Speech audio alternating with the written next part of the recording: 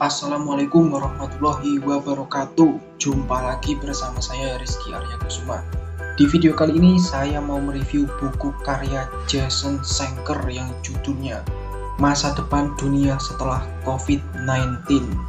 Perubahan, tantangan, dan peluang di berbagai sektor kehidupan pasca pandemi. Buku ini terbit tahun 2020. Diterjemahkan oleh Yanto Mustafa. Diterbitkan oleh penerbit Alfabet dan tebal halamannya 216 halaman. Oke, langsung saja saya akan bacakan deskripsi dari buku ini. Pandemi COVID-19 berdampak sangat luas dalam kehidupan, bahkan belum pernah dirasakan umat manusia pada bisnis, ekonomi, dan masyarakat. Dampak tersebut kemungkinan akan membayangi dalam cara yang buruk dan baik pada tahun-tahun dan dekade mendatang. Tentu saja, ini akan berdampak pada bagaimana kita bekerja, di mana kita tinggal, dan seperti apa industri yang berbeda di masa depan. Agar dapat beradaptasi dengan dampak tersebut, kita perlu memiliki kerangka kerja futuristik untuk menghadapi potensi perubahan jangka panjang, tantangan, dan peluang yang bakal terjadi setelah pandemi, terutama perubahan penyakit, krisis ekonomi, serta masa depan pekerjaan, pendidikan, perawatan kesehatan, rantai pasokan, dan kebiasaan konsumsi, serta dinamika lainnya. Buku ini merupakan upaya untuk mengintegrasikan lanskap yang berubah dengan cepat karena COVID-19 dengan harapan dan strategi jangka panjang mengacu pada penelitian, kursus, dan materi pelatihan dari program di Futurist Institute, sebuah lembaga dalam tanda kutip peramal masa depan yang dikomandani sang penulis. Buku ini menawarkan perspektif futuristik strategis untuk menghadapi perubahan-perubahan tersebut. Oke, dari deskripsi sudah tergambarkan sebenarnya buku ini cukup serius dalam pembahasannya. Oke, langsung saja mari kita review buku ini. Sebelum masuk ke isi buku ini, saya akan memperkenalkan siapa sebenarnya Jason Schenker. Jadi Jason Schenker atau penulis buku ini adalah presiden dari Prestige Economic dan leader of the Futurist Institute. Dia dinobatkan sebagai salah satu dari futuris finansial paling akurat di dunia. Dia juga pernah menjadi penasehat dari NATO dan pemerintah Amerika Serikat untuk masalah masa depan pekerjaan, analisis data, peramalan, dan berita bohong. Schenker juga aktif menulis buku. Setidaknya sudah ada 22 judul buku yang berhasil terbit. Oke, sekarang kita akan membahas buku ini. Buku ini pada dasarnya mengacu pada penelitian dan hasil dari riset Futurist Institute. Tujuan Schenker menulis buku ini adalah untuk membagikan pandangan-pandangannya tentang potensi dinamika masa depan yang muncul, yang pastinya akan memiliki dampak secara langsung terhadap kehidupan kita.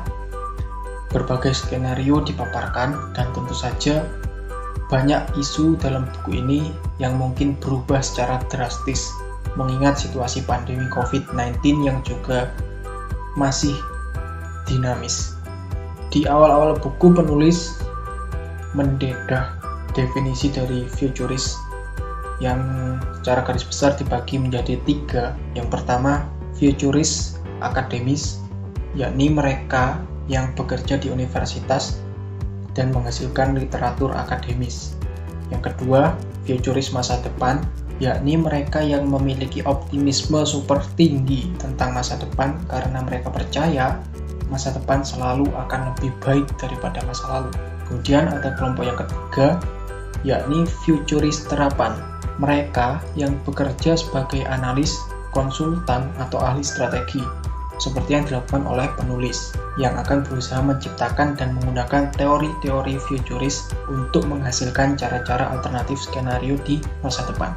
So, buku ini berisi analisis futuristik tentang berbagai bidang, mulai dari pekerjaan, energi, keuangan, fiskal, moneter, real estate, pertanian, rantai pasokan, media, hubungan internasional, politik, kepemimpinan, pariwisata, startup, resesi, dan pertimbangan dari dampak-dampak tersebut. Dari beragam skenario yang di-share oleh penulis di buku ini, ada beberapa poin penting yang menurut saya patut untuk disampaikan di video ini. Oke, yang pertama tentang masa depan pekerjaan. Menurut analisa penulis, bahwa beberapa pekerjaan diperkirakan akan mengalami pelonjakan di beberapa tahun mendatang. Apa saja itu? Yang pertama ada perawatan kesehatan. Jelas karena dipandang sebagai salah satu bidang yang kebal resesi. Dalam kondisi separah apapun, baik itu wabah, perang, dan bencana lainnya, perawatan kesehatan adalah sektor yang sangat esensial bagi kehidupan manusia.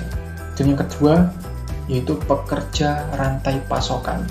Seperti yang kita tahu, e-commerce kini bukan lagi kenyamanan, melainkan sudah sebuah kebutuhan. Sehingga peningkatan supply untuk memenuhi permintaan pelanggan melalui pengguna sumber daya yang paling efisien, termasuk kapasitas distribusi, persediaan, dan sumber daya manusia akan sangat penting di masa yang akan datang. Dan yang ketiga ada pekerja jarak jauh. Segala jenis pekerjaan yang bisa dijalankan secara jarak jauh atau dalam bahasa lain secara online berpotensi meningkat dan bertahan lama.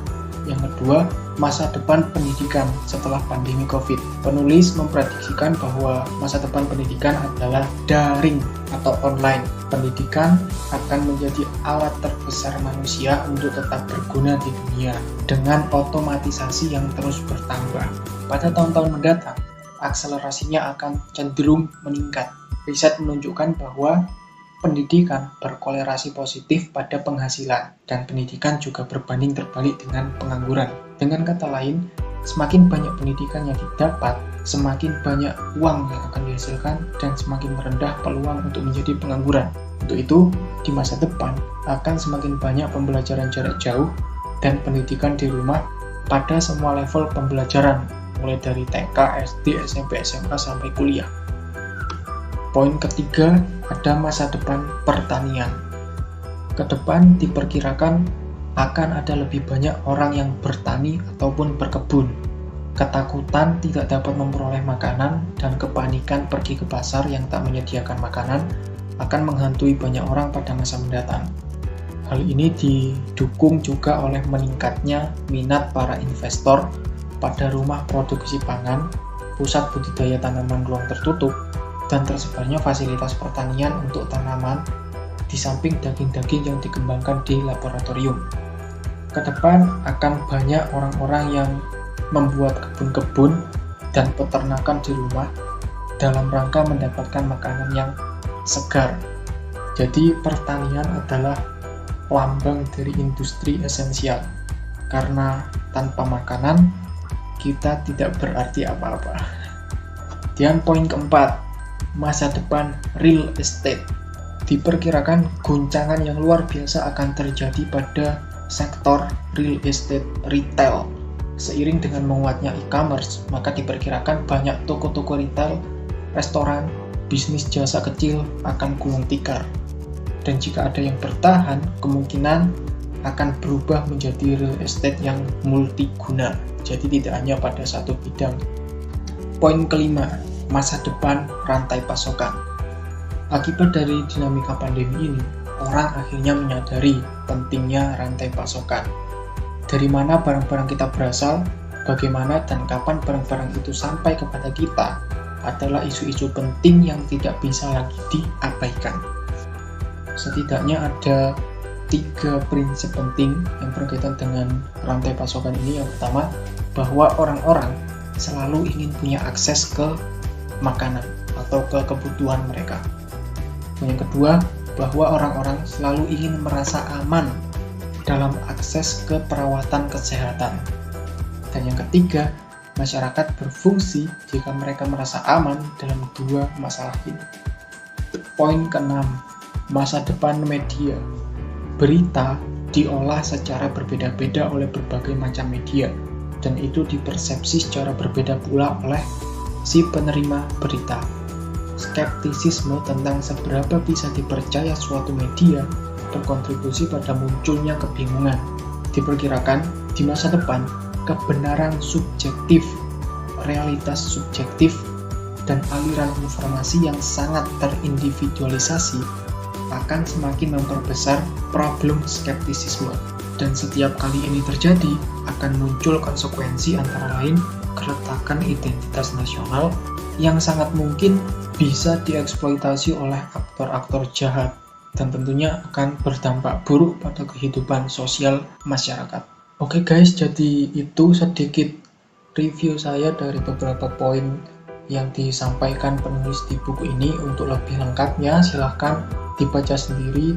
Buku ini bisa dibaca secara gratis dan legal lewat aplikasi Pusnas, dan buku ini bisa menjadi pembuka wawasan bagi kita. Seperti apa sih dunia setelah pandemi, dan bagaimana langkah kita untuk menjalani sekaligus mengantisipasi dampak buruknya. Meskipun penulis kebanyakan melakukan riset di Amerika Serikat, namun esensi dari permasalahan yang diangkat menurut saya juga terjadi di banyak negara, termasuk Indonesia. Buku ini dikemas dengan praktis dan secara keseluruhan cukup mudah dipahami, meskipun pada beberapa poin pembahasan seperti keuangan, fiskal, dan moneter terpaksa saya lewati karena pembahasannya yang sulit dipahami oleh orang awam. Hal besar yang diharapkan penulis dari buku ini adalah bahwa akan ada banyak kehilangan dan harga signifikan yang harus dibayar berkenaan dengan pandemi COVID, tetapi juga ada banyak peluang untuk menemukan cara-cara memperbaiki kesehatan publik, pendidikan, dan ekonomi dalam jangka panjang. Sebab memang ada masa depan sesudah pandemi COVID-19. Oke, untuk menutup review di video ini saya akan mengutip kalimat motivasional dari Albert Einstein, bahwa yang akan bertahan bukanlah ia yang kuat, melainkan ia yang mampu beradaptasi. Albert Einstein. Sekian review buku kali ini, sampai jumpa di video selanjutnya. Jangan lupa like, subscribe, and komen ya. Salam literasi. Wassalamualaikum warahmatullahi wabarakatuh.